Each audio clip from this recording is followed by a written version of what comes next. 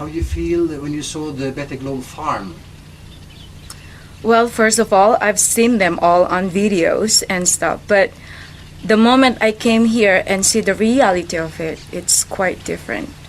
I was more impressed, and I became more interested and more excited because, of course, you know, I know that Better Globe is something that is really under the control of experts, meaning everybody who's involved in Better Globe are all people that everybody can really trust. And that's the reason I'm here, because if I didn't trust this Better Globe, I wouldn't be here in the first place.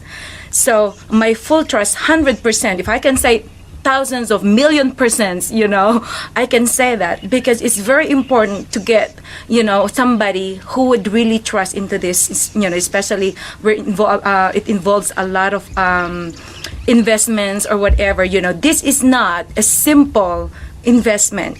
You know, for them to start this, it takes a lot of planning. You know, it takes a lot of time invested, and of course, it takes a lot of money. So to be able to get involved with this one, I had to make sure that this is something that people could really trust. And here, I am here to really to tell the people and to confirm that Better Globe is definitely a place, or it's definitely a company that can be trusted. That can be trusted throughout the world. So first thing that I have seen was the things that are really involved, especially the drip irrigation and stuff that they, you know, that I never thought that they could ever do. You know, to get to this kind of how do you call it, science or whatever you call it, you know, you have to make sure that you're doing the right thing. Otherwise, it becomes a failure.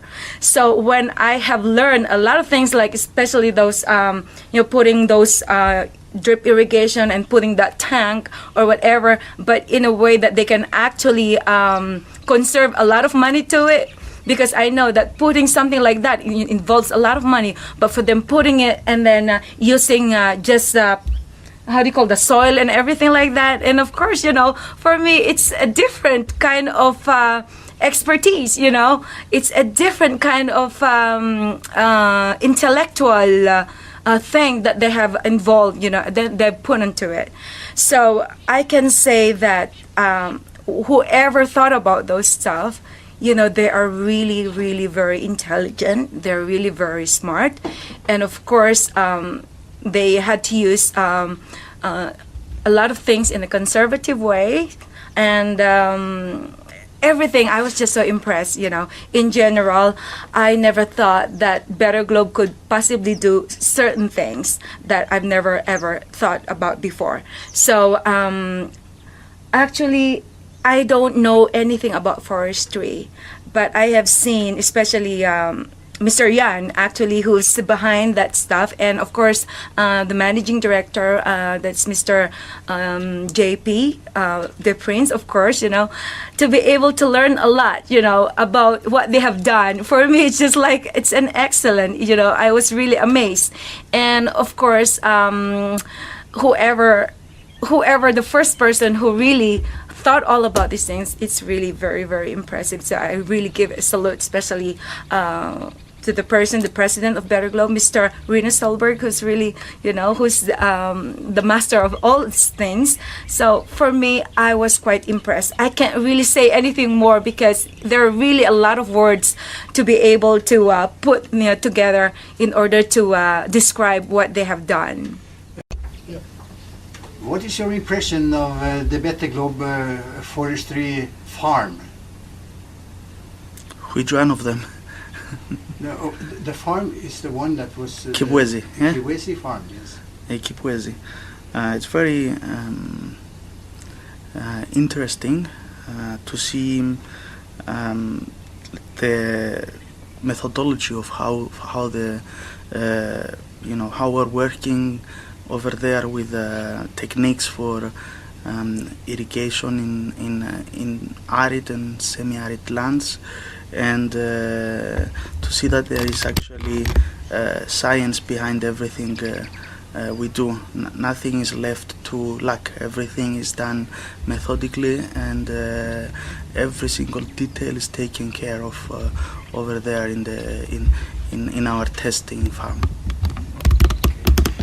You were also visiting the Kiambere plantation. What do you feel about that visit?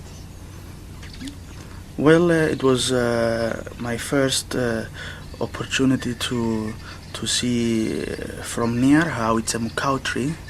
So it's very interesting because we are the only company that is planting that species, and I have seen how difficult it is to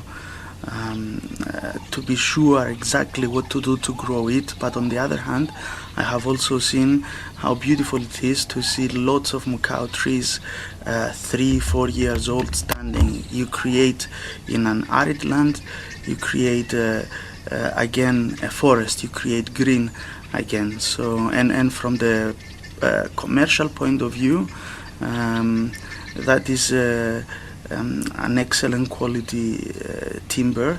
So basically it's amazing how we combine everything together. It's a commercial timber that is growing in arid land, which is where we want it to grow, that is actually also helping the lake in Kiambere from the erosion. So it's a situation where everybody is gaining. The environment, the people that buy trees, the communities. So it's a worthwhile goal, and I'm impressed by the Kiambere plantation. You also visited our next plantation land to be Sosoma. How do you feel about that? Well, there we're talking about an amazing possibility for industrial plantation of mukau wood, and that land at the moment it's almost desert, and it's quite amazing how we have developed techniques to convert that area, the whole area, that huge area, into a green forest again. So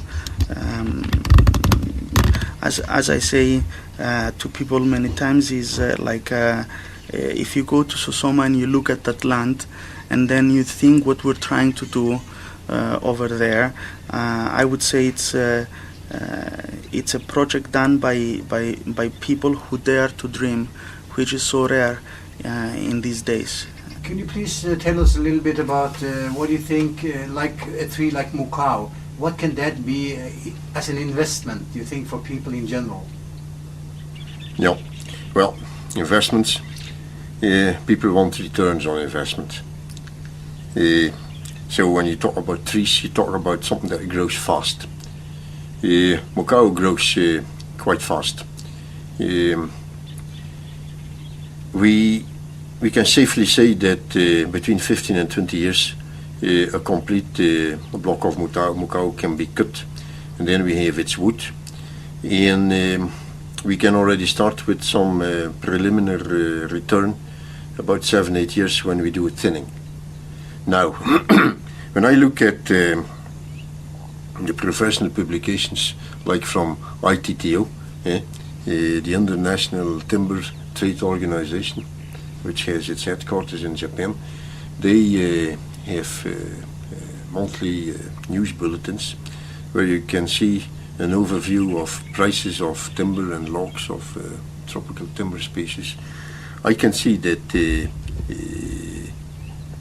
mahogany from the rainforest that grows in Ghana, West Africa, and that is kiln dried timber, sawn to specific dimensions and sizes for the European market, goes for 600 euro a cubic meter, and that's really top of the range. I mean, most of these other timber species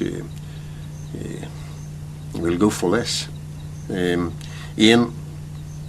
rarely will you see prices of timber go down they don't crash. Yeah, I would always say in the worst case they stay stable.